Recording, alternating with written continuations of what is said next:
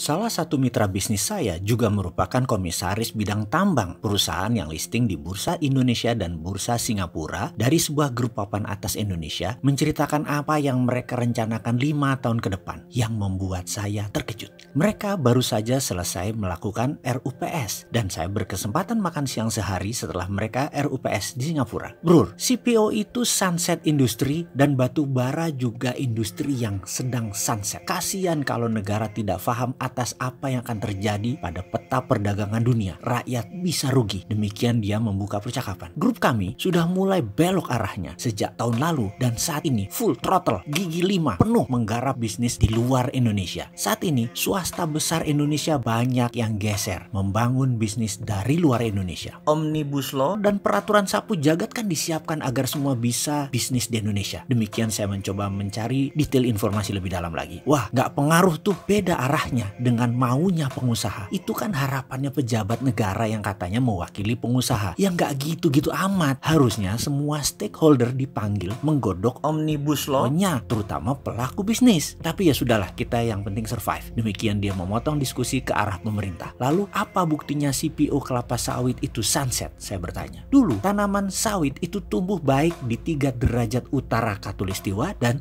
3 derajat di selatan Khatulistiwa. Dan Indonesia diuntungkan dengan posisi saat itu. Tetapi sejak 3 tahun lalu, ilmuwan Eropa sudah menemukan ternyata bibit sawit mereka bisa tumbuh baik sampai di 19 derajat utara dan selatan Khatulistiwa. Ya Afrika langsung jadi lahan yang dibangun sawitnya. Dan Afrika itu lebih dekat dengan Eropa. Karena itu sawit tumbuh pesat bisnisnya di Afrika, tapi tidak di Asia. Jadi pengusaha sawit di Indonesia saat ini itu dua muka. Kayaknya baik-baik dengan sawit di Indonesia, tapi mereka tidak ada mau tanam baru lagi. Tidak ada peremajaan lagi. Ya habis kira-kira 25-30 tahun lagi mereka tutup. Tidak mau bangun pabrik penyulingan baru. Dan pemerintah harusnya tajam sebenarnya atas apa yang akan terjadi. B20, B100 itu nggak akan jalan baik kalau engine tidak diganti yang cocok untuk bahan bakar bercampur sawit tersebut. Ini harus terintegrasi membangunnya. Indonesia harus punya pabrik manufaktur engine khusus untuk B20 sampai B100. Kalau mesin yang ada saat ini nggak akan banyak impactnya. Demikian dia menjelaskan arah perusahaannya yang memang sedang mengembangkan bisnis di Afrika dan Australia dengan melepas usaha di Indonesia secara perlahan. Yang dilepas adalah tambang batu bara di Sumatera dan di Kalimantan. Tekanan dunia atas climate change dan komunitas pro lingkungan membuat industri batu bara serta pembangkit listrik berbasis batu bara akan sunset. Produk Indonesia kalau di tahun 2025 masih ada kontribusi batu baranya akan dipajaki tinggi dan tidak diambil bahkan karena dianggap tidak lulus green label. Indonesia itu harusnya netral aja deh. Jangan terlalu miring ke Cina. Jadi ditekan terus di mana-mana. Masa sampai saat ini masih belum sadar juga? Main cantik lah. Amerika itu bajingan. Eropa juga sama bajingannya. Tapi lobby-lobby geoekonomi harusnya bisa dilakukan. Kalau tidak swasta kejepit memilih membangun bisnis dari luar Indonesia. Kasihan negara Indonesia nggak dapat apa-apa dari pajaknya.